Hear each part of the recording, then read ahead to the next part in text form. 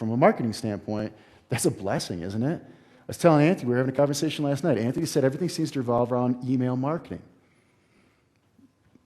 I said, well, it does, because RSS is only used by 12% of the people on the internet. Now, the 12% of the people who actually use it, 80 to 90% of those people don't realize that they're using RSS feeds. What they see is a button on a blog that says, add to my Yahoo, add to my MSN, add to my AOL. 80 to 90% of the people using RSS have no idea that that's what they're using, and only 12% of the people overall even use it to begin with. So you've got about 1/10 of 1% of the market who actually know what an RSS feed is and use it correctly. But you still need to use it. But I told them that's not an effective enough means yet for us to distribute our message. So what happens if they start charging us for access to AOL? God bless them. The spammers that are really good will do really well, and the good marketers too, who can make money, who can monetize their traffic, will still be in business, and there'll be less competition for them. You should always think about that. I like competition. It makes you a stronger marketer. You should always work at being a stronger marketer.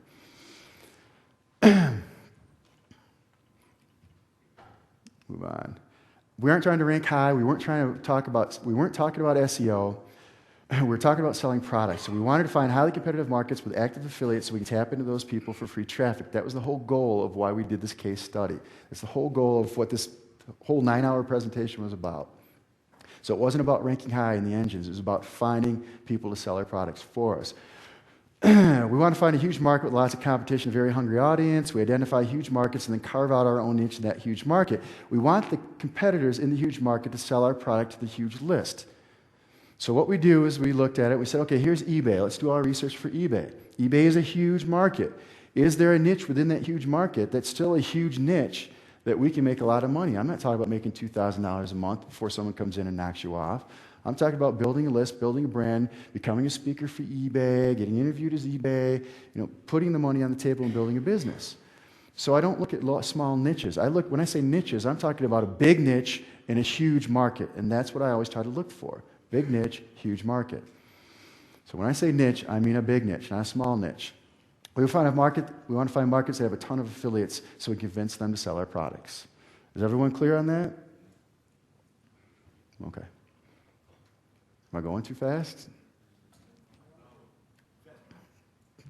Trying to figure out which one you guys want me to read. Would you rather stare at this one? So eBay is a huge market. Selling guinea pigs on eBay is a micro niche in a micro market. Selling information products on eBay is a niche in a huge market. We actually chose selling information products as eBay as our product, if you can't tell from that statement. So selling information products on eBay, selling information products is a multi-billion-dollar business. Selling them on eBay is a niche.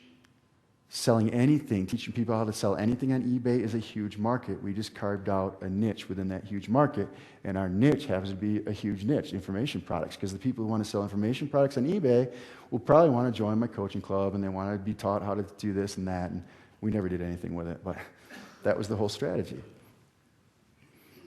It's like Frank Kern says, he's got a 7-figure business, he's never developed a back-end product for it for years now. Years. He's like, it's just work. I think he's finally getting ready to release it soon. But for 2 years, he never bothered putting together his back-end product for it. And it's not, don't do as we say, do as we tell you to do. Or not do as we do as we say. So, selling information products on eBay. So let's move on. Niches in huge markets, make money, eBay, paid surveys, data entry, selling on eBay, eBay stores, sell cars on eBay. I was talking to somebody else the other night. They were talking about how they had exclusive rights to distribute a type of car in North America, and I suggested go to eBay Motors, because the problem was they didn't have the distribution channel for people to walk in and touch and feel the cars and drive away with the cars. They didn't have those rights. They only had internet distribution rights. Well, I said that people in eBay are accustomed to buying cars sight unseen. Jeff Mulligan, how many cars have you bought and sold on eBay? Yeah, 3. People buy, sell eBay. I've done it for a friend of mine. He had a car he couldn't sell, so I showed him some things that I would do to sell it, and I sold the Porsche C4. It was the same car that was actually, sold it on eBay for him. People at eBay don't expect to have to be able to buy the car, but because of the trust that they have, the trust that eBay has built for you, the brand awareness that they built for you, you can tap into it quite easily, and eBay is one of those channels that you can tap into that way. What is a potential back end? The bag of guinea pig food sells for 50 cents. Where's the money? Guinea pig water is free. Where's the money? Mystery shoppers are part of the make money market. They're proven repeat buyers. Do you guys understand the philosophy I'm getting at? Is, a guinea pig's only going to eat so much food. How much are you going to sell them? He's only going to drink so much water. You sell him a water bottle. But a mystery shopper is part of the overall make money at home market, which is a multi-billion-dollar industry. And if they want to buy mystery shopper product, they'll probably buy paid shopping at home product, they'll probably buy paid survey products, they'll probably buy MLM products, you name it, the list goes on. There's a whole entire back-end business to be built around a big niche in a bigger market. So forget about the micro niches. Unless, if you want to make a couple $1,000 a month and that's all you care about, that's fine. But Frank had that strategy where he was going to build 50 websites and take $2,000 per website. And he finally gave up. I said, I get knocked off before I even get on to the next one. It's too much work. He just decided to go for the big niche, and he's dominated it. He's only a small player in it, but it's a 7-figure business for being a small player in a hugely highly competitive market. So it takes just as much work to develop these micro niche products as it does a big product. You just have to learn how to monetize them and how to tap into those markets. ClickBank specific research. I'm really going to get a beer after this. Use the search engine to find specific products. ClickBank has a search engine, right? What do we know about search engine use? Directories went away a long time ago. Yahoo used to be a directory. Now that they went to a search engine, less than 12% of the people that use Yahoo actually use the directory. eBay is one of the largest search engines in the entire world. 80 to 90% of all searches done on eBay are done through the search engine and not through the directory itself.